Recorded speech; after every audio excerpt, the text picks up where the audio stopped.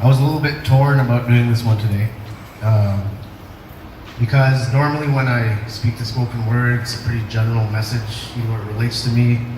But when I was writing what I was supposed to write, which was connection and recovery, something else was weighing on me a little bit. I wrote something else and it's really personal. So that's why I was a little bit torn about writing it or doing it today. So instead about connection, today I'm going to tell you about a girl. Not just any girl, see. When I saw her, those big brown eyes caught me, and if the past taught me anything, it was not to fall at the feet of a woman who captures me with a mere glance. I didn't learn that lesson because her beauty didn't give me a chance. When she walked through that door, I was at that moment I fell, and I didn't even really know what I was falling for. But then, my heart dropped. When she was followed in by a man, he saw me looking at her and immediately took her hand, raising his nose in the air with a fake, friendly smile. Making a move on someone else's girl was not my style, but I sure as hell wanted to. His aura of dissension guarded him like a shield, as if he knew my intentions and he was right, but he assumed it was real as what I felt for his girl within a minute of seeing her that day. I greeted them anyway, and I can tell my own eyes betrayed me. While my mouth only said hello, my eyes told a story when I caught eyes with his lady. If that wasn't enough, my eyes once again played me with a wink and a smile. I thought just maybe she would see it was me that she should be with.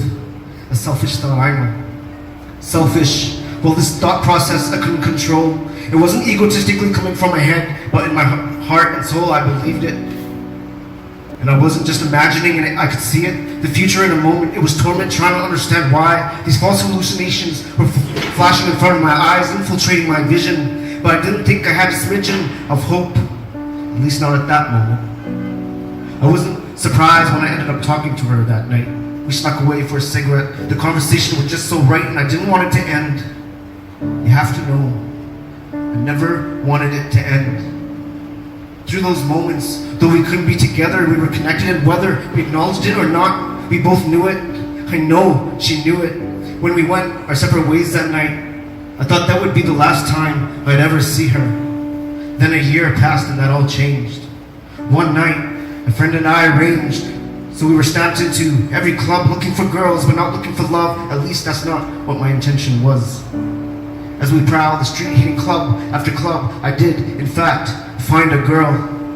Not just any girl. It was her, running up to me, yelling my name, telling me she was single. As my friend rushed past me, anxiously trying to find his own girl to mingle with, I stood with her for the rest of the night, and I stood in awe at the sight of her, and only her. I was in disbelief that I basked in her presence once again.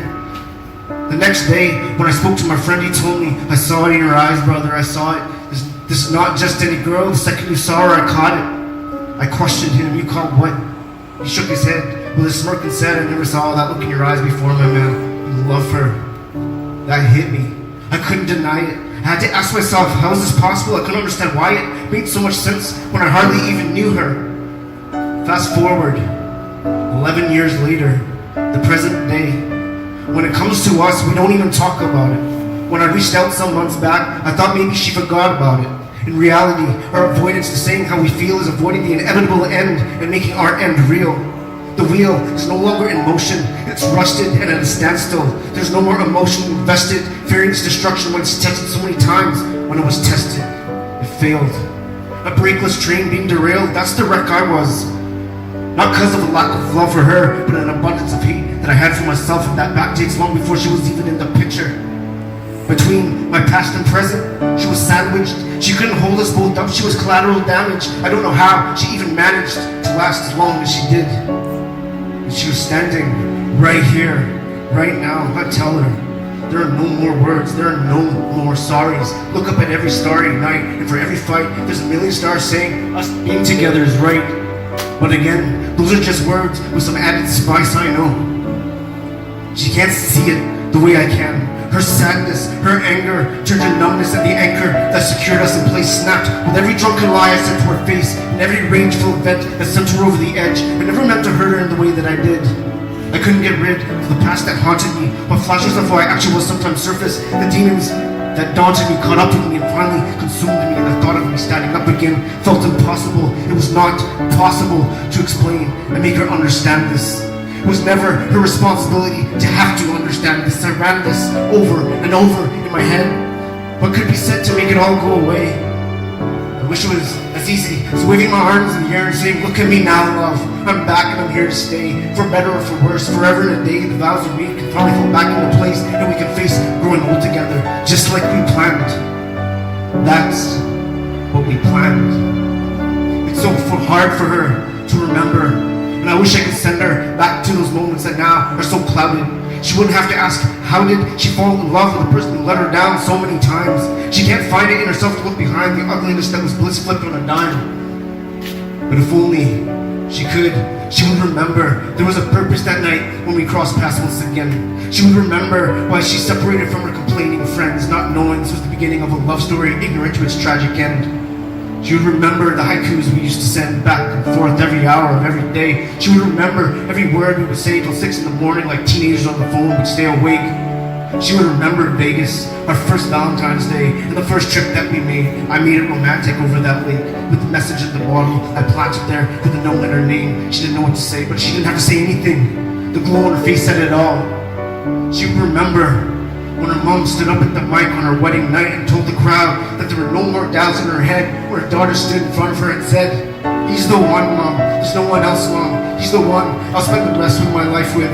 I have no doubts, Mom. But then she would remember that night our house was attacked and I failed to protect it. She would resent me for the real reason it happened. If she knew it, she wouldn't accept it. I lost it that night and never really came back from it. My criminal past stopped me. That younger crooked man that I was, that man mocked me and said, you can't pull off an easy score anymore. You can't be that man you were before. I was taunted and I became its prey. And I fell for it. Now I sit here today, rebuilt. And that large empty part of me is still being filled with guilt. Wow, I'm almost at peace with myself. The piece of myself that means the most is missing, and reminiscing about it is more detrimental than it is good. One day, maybe I will accept the fact I can't get it all back, but rest assured, every anniversary, every Mother's Day, every Christmas, every birthday, on my worst day, on my best day, on a Thursday, every next day, on the first day we met, on the last day I regret, I will honor her. And for her, I would still give up my life. I will honor her as the mother of my children, since I can no longer honor her as my wife.